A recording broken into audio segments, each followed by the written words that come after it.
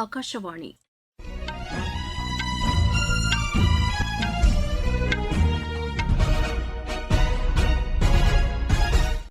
செய்திகள் வாசிப்பவர் வடிவழகி கபிலன். தலைப்புச் செய்திகள்: பிரதமர் திரு நரேந்திர மோடி அரசுமுறை பயணமாக இன்று ஐக்கிய அரபு எமிரேட்ஸ் புறப்பட்டுச் சென்றார். பிரிக்ஸ் உறுப்பு நாடுகளுடன் இணைந்து செயல்பட்டு பன்முகத்தன்மையை கொண்டு வருவதில் இந்தியா உறுதியுடன் உள்ளதாக வெளியுறவுத்துறை அமைச்சர் டாக்டர் ஜெய்சங்கர் கூறியுள்ளார். இளநிலை மருத்துவ படிப்புகளுக்கான நீட் மறு தேர்வு அடுத்த மாதம் 21ஆம் தேதி நடைபெறும் என்று தேசிய தேர்வு முகமை அறிவித்துள்ளது. சர்வதேச சந்தையில் கச்சா எண்ணெய் விலை உயர்ந்துள்ளதை அடுத்து நாட்டில் பெட்ரோல் விலை லிட்டருக்கு 3 ரூபாயும் டீசல் லிட்டருக்கு 2 ரூபாயும் உயர்த்தப்படுவதாக எண்ணெய் நிறுவனங்கள் அறிவித்துள்ளன. இஸ்தான்புல் சர்வதேச டேபிள் டென்னிஸ் போட்டியில் இந்தியாவின் சுதிர்தா முகர்ஜி ஐகிகா முகர்ஜி இணை பட்டம் வென்றது. இனி விரிவான செய்திகள். பிரதமர் திரு நரேந்திர மோடி இன்று அரசுமுறை பயணமாக ஐக்கிய அரபு எமிரேட்ஸ் புறப்பட்டுச் சென்றார். இப்பயணத்தின்போது நெதர்லாந்து, ஸ்வீடன், நார்வே, இத்தாலி ஆகிய நாடுகளுக்கும் பிரதமர் செல்கிறார். தமது பயணத்தின் முதல்கட்டமாக ஐக்கிய அரபு எமிரேட்ஸ் அதிபர் திரு ஷேக் முகமது பின் சையத் அல் நஹ்யானுடன் பிரதமர் இருதரப்பு பேச்சுக்கள் நடத்தவுள்ளார். எரிசக்தி ஒத்துழைப்பு, மண்டல மற்றும் சர்வதேச விஷயங்கள் குறித்தும் பிரதமர் பேச்சு நடத்தவுள்ளார். இருதரப்பு ஒட்டுமொத்த பொருளாதார ஒத்துழைப்பு குறித்து பேச்சுக்கள் நடைபெறவுள்ளன. அரசியல், கலாச்சாரம், பொருளாதாரம், மக்கள் தொடர்பு உள்ளிட்ட விஷயங்கள் குறித்தும் எரிசக்தி பாதுகாப்பு குறித்தும் இரு தலைவர்களும் ஆலோசிக்க உள்ளனர். பிரதமரின் 6 நாட்கள் பயணம் குறித்து செய்தியாளர்களிடம் பேசிய வெளியுறவுத்துறை கூடுதல் செயலர் திரு அசீம் மகாஜன், எரிசக்தி தொடர்பான இருதரப்பு பேச்சுக்கள் மிகுந்த முக்கியத்துவம் பெறுவதாக தெரிவித்தார். இந்தியாவுக்கு கச்சா எண்ணெய் வழங்கும் 4வது பெரிய நாடாக ஐக்கிய அரபு எமிரேட்ஸ் உள்ள நிலையில் நாட்டின் 11% தேவையை அந்நாடு பூர்த்தி செய்து வருவதாகவும் அவர் தெரிவித்தார். இந்நாட்டிலிருந்து திரவ இயற்கை எரிவாயுவையும் அதிக அளவில் இந்தியா இறக்குமதி செய்து வருவதாகவும் அவர் கூறினார். தமது பயணத்தின் 2வது கட்டமாக நெதர்லாந்து செல்லும் பிரதமர் அந்நாட்டு அரசர் வில்லியம் அலெக்சாண்டர் மற்றும் அரசியார் மேக்சிமாவையும் சந்திக்க உள்ளார். நெதர்லாந்து பிரதமர் திரு ரோப் ஜெட்டனை சந்தித்து பேசும் திரு நரேந்திர மோடி பாதுகாப்பு, ராணுவ ஒத்துழைப்பு, பசுமை ஹைட்ரஜன், செமி கண்டக்டர் உள்ளிட்ட துறைகளில் இருதரப்பு ஒத்துழைப்பு குறித்தும் பேச்சு நடத்தவுள்ளார். பிரிக்ஸ் உறுப்பு நாடுகளுடன் இணைந்து செயல்பட்டு பன்முகத்தன்மையை கொண்டு வருவதில் இந்தியா உறுதியுடன் உள்ளதாக வெளியுறவுத்துறை அமைச்சர் டாக்டர் ஜெய்சங்கர் கூறியுள்ளார். புதுதில்லியில் இன்று பிரிக்ஸ் வெளியுறவுத்துறை அமைச்சர்கள் மாநாட்டில் உரையாற்றிய அவர், உறுப்பு நாடுகளின் அனைத்து தலைவர்களுக்கும் வாய்ப்பளித்து பன்முக ஒத்துழைப்புக்கு இந்தியா துணை நிற்கும் என்று கூறினார். மாறிவரும் உலக சூழலுக்கு ஏற்ப ஒன்றிணைந்து செயல்பட வேண்டும் என்றும் அவர் கேட்டுக் கொண்டார். சர்வதேச நிதி கட்டமைப்பில் உடனடி சீர்திருத்தங்கள் கொண்டுவர வேண்டியது அவசியம் என்றும் அவர் வலியுறுத்தினார். அனைத்து நாடுகளுக்கும் சமமான வாய்ப்பு அளிக்கப்பட வேண்டும் என்பதில் இந்தியா உறுதியுடன் இருப்பதாகவும் டாக்டர் ஜெய்சங்கர் கூறினார். முன்னதாக ஈரான் வெளியுறவுத்துறை அமைச்சர் திரு அப்பாஸ் அரகாட்சி டாக்டர் ஜெய்சங்கரை சந்தித்து பேசினார். இதுகுறித்து டாக்டர் ஜெய்சங்கர் வெளியிட்டுள்ள சமூக வலைதள பதிவில், மேற்காசியாவில் நிலவும் சூழல் மற்றும் அதன் தாக்கங்கள் குறித்து இருவரும் விரிவாக ஆலோசித்ததாக தெரிவித்துள்ளார். இரு நாடுகளுக்கும் இடையேயான இருதரப்பு ஒத்துழைப்பு குறித்தும் விவாதித்ததாக அவர் குறிப்பிட்டுள்ளார். பிரிக்ஸ் வெளியுறவுத்துறை அமைச்சர்கள் மாநாட்டில் கலந்து கொள்ள வந்திருக்கும் திரு அப்பாஸ் அரகாட்சிக்கு தமது பாராட்டுகளை தெரிவித்ததாகவும் டாக்டர் ஜெய்சங்கர் கூறியுள்ளார். இளநிலை மருத்துவ படிப்புகளுக்கான நீட் மறு தேர்வு அடுத்த மாதம் 21ஆம் தேதி நடைபெறும் என்று தேசிய தேர்வு முகமை அறிவித்துள்ளது. கடந்த 3ஆம் தேதி நடைபெற்ற நீட் தேர்வு வினாத்தாள்கள் முன்கூட்டியே வெளியானதை அடுத்து அந்த தேர்வு முடிவுகள் ரத்து செய்யப்பட்டது. இந்த முறைகேடு தொடர்பான வழக்கில் சிபிஐ தீவிர புலன் விசாரணை மேற்கொண்டுள்ளது. நீட் தேர்வு தொடர்பான தகவல்களை தேசிய தேர்வு முகமையின் அதிகாரப்பூர்வ இணையதளங்கள் மூலமாகவே தேர்வர்களும் அவர்களின் பெற்றோர்களும் தெரிந்து கொள்ள வேண்டும் என்று அறிவுறுத்தப்பட்டுள்ளது. இதனிடையே இன்று செய்தியாளர்களிடம் பேசிய மத்திய கல்வி அமைச்சர் திரு தர்மேந்திர பிரதான், நீட் தேர்வை எவ்வித முறைகேடும் இன்றி வெளிப்படைத்தன்மையுடன் நடத்தும் வகையில் வரும் ஆண்டு முதல் இந்த தேர்வு ஆன்லைனில் நடத்தப்படும் என்று கூறினார். தேசிய தேர்வு முகமையின் கட்டமைப்பை வலுப்படுத்த வேண்டியதன் அவசியத்தை வலியுறுத்திய திரு பிரதான், இதனால் எதிர்காலத்தில் முறைகேடுகள் நிகழாமல் வெளிப்படைத்தன்மையுடன் தேர்வுகளை நடத்துவதற்கான சூழல் உருவாக்கித் தரப்படும் என்று தெரிவித்தார். தகுதிமிக்க மாணவர்களுக்கு வாய்ப்புகள் உறுதி செய்யப்படும் என்றும் அவர் தெரிவித்தார்.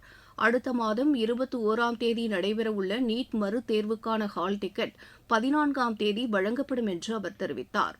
இந்த மறு தேர்வின் போது OMR படிவத்தை பூர்த்தி செய்வதற்கு கூடுதலாக 15 நிமிடங்கள் வழங்கப்படும் என்றும் அவர் கூறினார். நீட் மறு தேர்வுக்கு கட்டணம் ஏதும் வசூலிக்கப்பட மாட்டாது என்றும் திரு தர்மேந்திர பிரதான் தெரிவித்தார். நீங்கள் கேட்டுக்கொண்டிருப்பது ஆகாஷவாணியின் செய்தி அறிக்கை.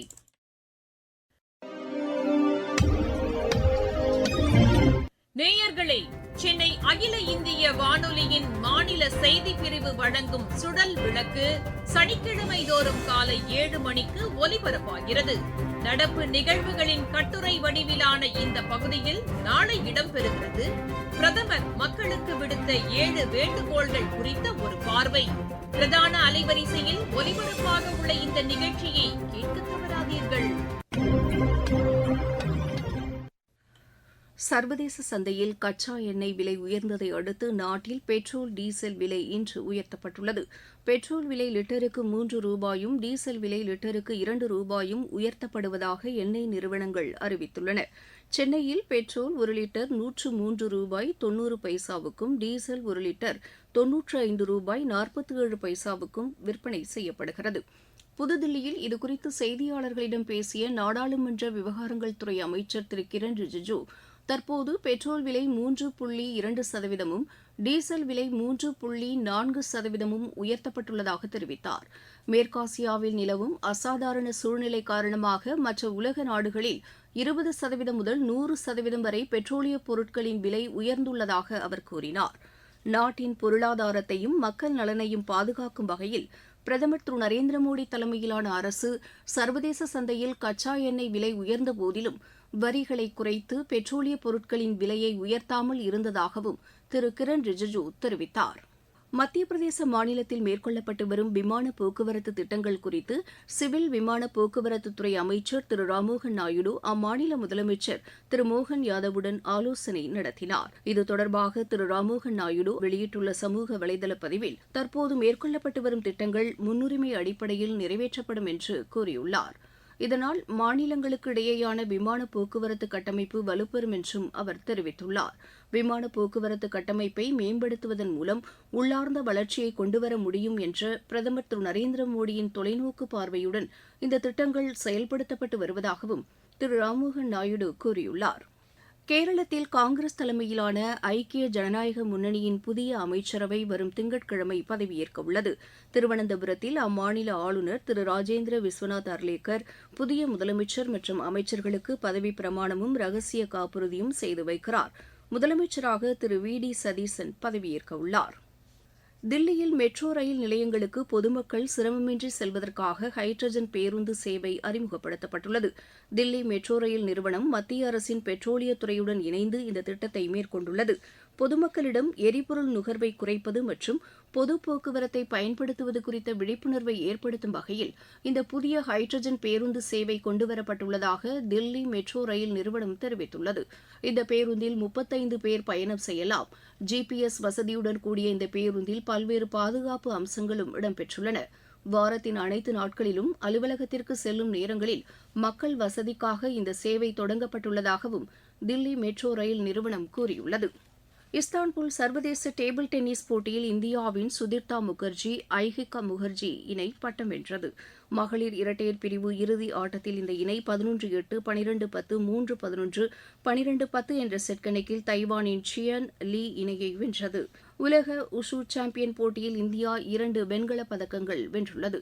சீனாவின் மெக்காவில் நடைபெற்று வரும் இப்போட்டியின் மகளிர் 60 கிலோ எடைப்பிரிவில் கரீனா கௌஷிக்கும் ஆடவர் 56 கிலோ எடைப்பிரிவில் சாகர் தாஹியாவும் வெண்கலப் பதக்கம் வென்றனர். தாய்லாந்து ஓபன் பேட்மிண்டன் போட்டியில் இந்தியாவின் சாத்விக் சாய்ராஜ் சிராக் ஷெட்டி இணை அரையிறுதிக்கு முன்னேறியுள்ளது. ஆடவர் இரட்டையர் பிரிவு காலிறுதி ஆட்டத்தில் இந்த இணை 21-12, 21-13 என்ற செட் கணக்கில் ஜப்பானின் தகுமி நொமூரா யுச்சி சிமோகாமி இணையை வென்றது. IPL கிரிக்கெட் போட்டியில் இன்று நடைபெறவுள்ள ஆட்டத்தில் சென்னை லக்னோ அணியை எதிர்கொள்கிறது. லக்னோவில் இப்போட்டி இரவு மணி 7:30க்கு தொடங்குகிறது. ISL கால்பந்து போட்டியில் முகமதன் அணி மும்பை அணியை எதிர்கொள்கிறது. மீண்டும் தலைப்புச் செய்திகள். பிரதமர் திரு நரேந்திர மோடி அரசுமுறை பயணமாக இன்று ஐக்கிய அரபு எமிரேட்ஸ் புறப்பட்டுச் சென்றார்.